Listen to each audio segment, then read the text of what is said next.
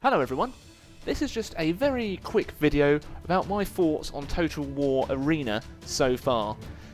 Last week, myself, a few other YouTubers and a lot of press were invited down to a Total War event in London, and one of the games we were able to get our hands on was Total War Arena. Now, I went into it thinking, I haven't really heard much about Arena, and it didn't really seem like it'd be my kind of thing.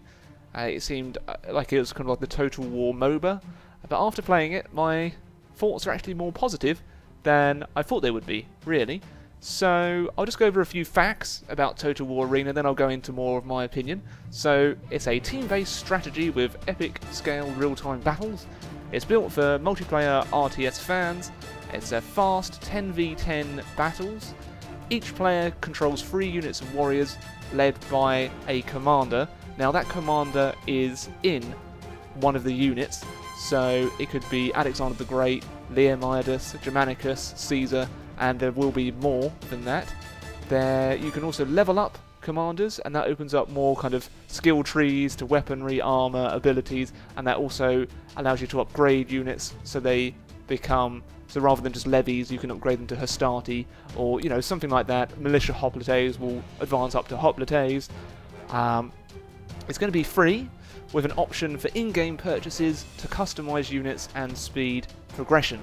So it looks like there might be, I'm not sure of the monetary model entirely, but it looks like it might be for obviously customisation, so buying new items and things like that, or it might be to speed up the progression of your character, so to level up a little bit quicker than you could do otherwise.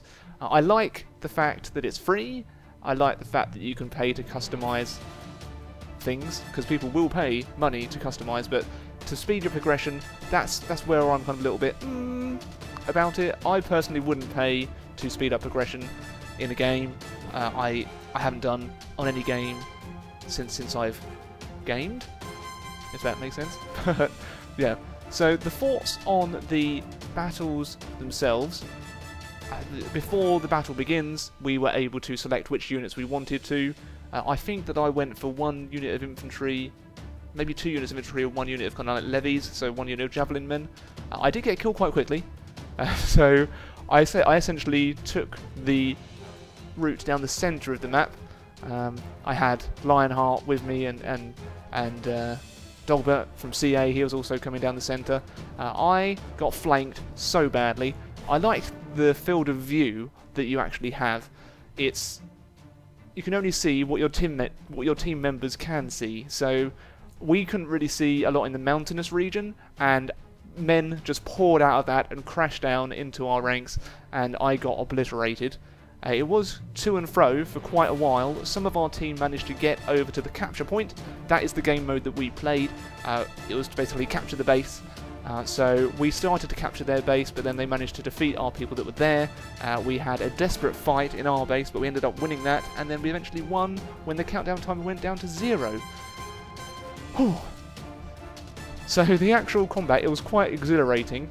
I found some of the controls were a little bit clunky. They weren't entirely the traditional Total War controls that I've used before, so it took me a little while to get used to it. I only played a couple of rounds of Arena, so I'm sure there were other people posting up videos if you want really more kind of in-depth view of Arena. Mine is really just a first impressions.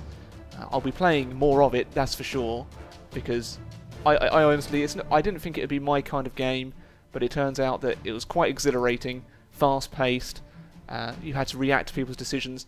I do have a concern where having 10 people in a team might be a little bit overwhelming for people who don't really like communicating, which is me. I'm quite unsociable, so for me to be able to have to communicate, but that does give an option for clans to start forming and really trying to get their way up the leaderboards.